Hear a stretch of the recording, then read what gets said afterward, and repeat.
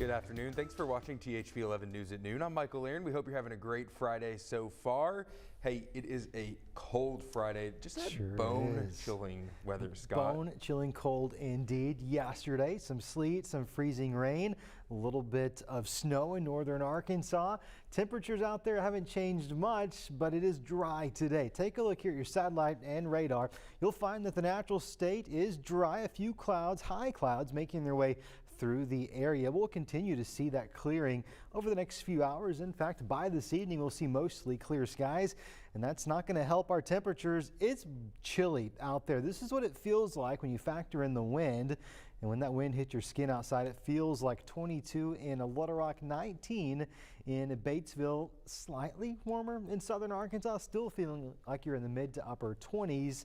That wind chill value, or what it feels like on your skin, well, it's going to be brutal this evening. If you've got plans to do some grocery shopping, maybe you're heading out to dinner, bundle up. It is going to be a cold evening. Today's high, 38 degrees. We're sitting at 30 now, so we'll have to see that high in the next few hours. Your weekend, well, it gets warmer. But before you make plans to get outside and enjoy those warmer temperatures, you got to know that it's going to be raining. Decent chances of showers and maybe even a few rumbles of thunder tomorrow. Some of that rain lingers into your Sunday. I've got future radar coming up for you here in just a few minutes. Now to this afternoon's top story. Record high COVID numbers in Arkansas once again caused by the rapidly spreading Omicron variant. 7,787 new cases of the virus were reported yesterday. That is our third record-breaking day in a row. Those jumps result in more active cases in records on that front.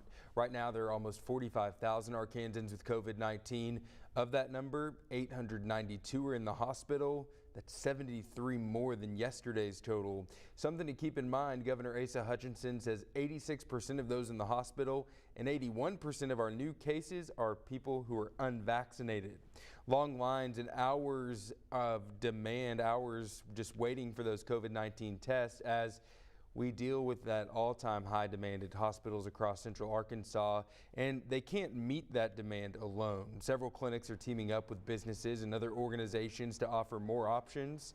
Infinite Genomics has set up a drive-through site in the old Frankie's parking lot at Marketplace Town Center on Rodney Parham in Little Rock. The lab's director of operations says they opened that screening site because of that huge demand. We have the ability to do COVID testing and to do that in a very fast and efficient manner. In North Little Rock, a COVID clinic has set up outside of McCain Mall.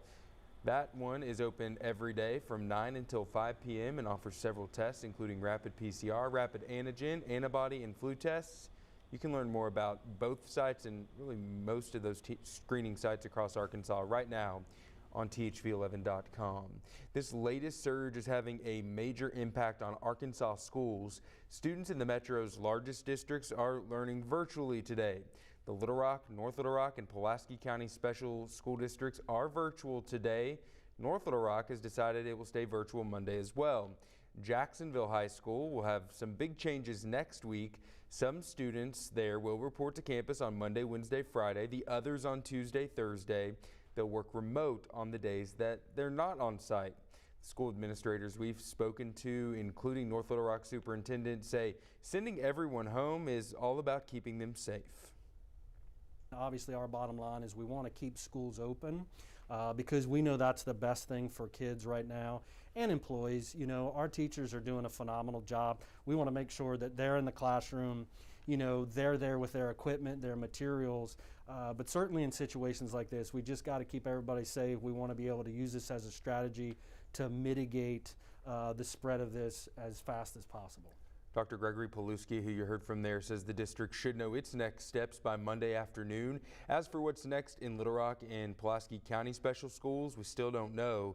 Little Rock Superintendent Mike Poore tells us that he plans to look at this campus to campus as opposed to the district as a whole.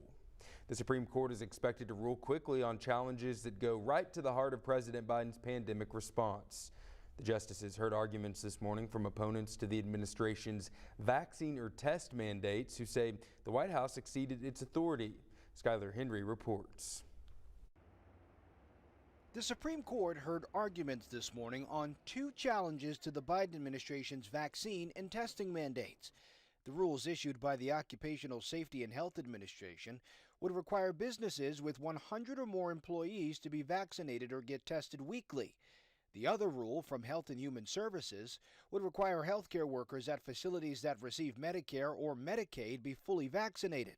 Conservative groups are challenging the rules. OSHA's economy-wide mandate would cause permanent worker displacement rippling through our national economy, which is already experiencing labor shortages and fragile supply lines. Justices question why the rules shouldn't stand. It's obviously the policy that's geared to preventing most sickness and death. And they questioned why the court should immediately block the rules from taking effect. The short version is as soon as businesses have to put out their plans and this takes effect, workers will quit. I would find it, unbelievable that it could be in the public interest to suddenly stop these vaccinations. The arguments come as the Omicron variant is sweeping the country, leading to record numbers of new COVID cases each day. Friday morning, the FDA announced people 18 and older with the Moderna vaccine need to only wait 5 months before getting a booster. They said vaccination is our best defense against COVID-19, including the circulating variants, and shortening the length of time between completion of a primary series and a booster dose may help reduce waning immunity. And the Biden administration says it's finalizing plans to ship 500 million COVID test kits directly to Americans' homes. Skyler Henry, CBS News, the Supreme Court. The vaccine or test mandates are set to take effect on February 9th. Let's look at some other news making headlines across the nation.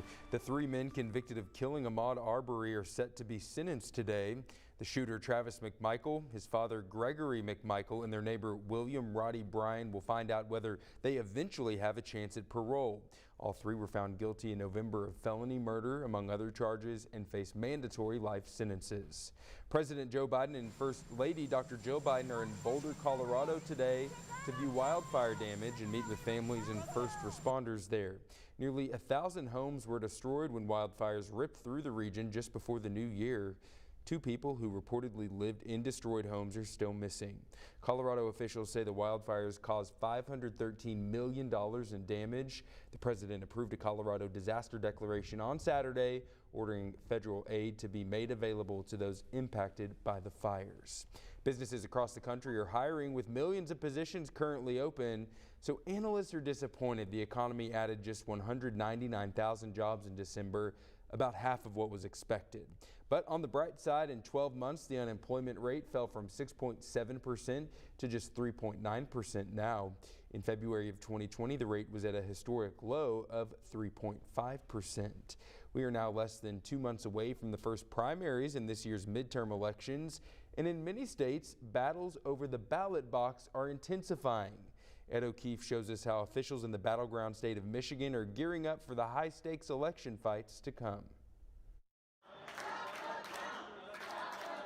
This was the scene in Detroit the day after the 2020 elections, as supporters of former President Donald Trump tried stopping elections officials from counting votes. Michigan Democratic Secretary of State Jocelyn Benson worries it'll happen again. The 2020 election is indeed behind us, but the war over the future of our democracy continues to escalate. 3 in 10 Americans and 2/3 of Republicans believe the 2020 election had widespread fraud or irregularities.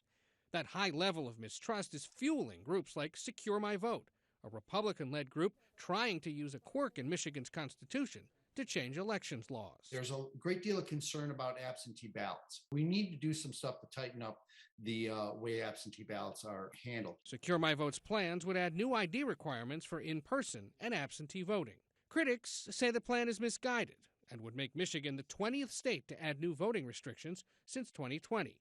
And possibly on the ballot soon, CBS News has found reports of at least 31 people across 19 states running for state and federal office who were at January 6th rallies in Washington. 6 of them are in Michigan, including John Rocha, who's running for the State House. He's leading a push to conduct what he calls a forensic audit of the 2020 election, believing that Trump won the state. He's one of 15 Michigan GOP candidates endorsed by the former president.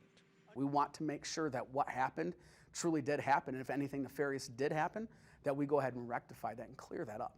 It is the big lie that somehow the 2020 election was not accurate, when indeed it was. But it's a bigger lie that somehow our democracy is unsafe or not secure or not worth participating in. Important to remember, dozens of courts nationwide and hundreds of audits have found no evidence of widespread election fraud. In Michigan, Republicans have also been replacing some local GOP elections officials who certified the 2020 results, sparking fears among Democrats and nonpartisan election experts about how ballot counting might go later this year in the midterm elections and in the presidential elections in 2024. Ed O'Keefe, CBS News, Washington. The entertainment world says goodbye to an icon who broke barriers on his way to cementing his legacy in Hollywood. Take a look at the life of Sidney Poitier still ahead. It is a beautiful January Friday afternoon here in the Natural State, but it sure is cold. Wind chill values still here at the noon hour in the 20s, teens in some locations. Yeah, it gets warmer this weekend, but rain chances going up also. More details coming right up.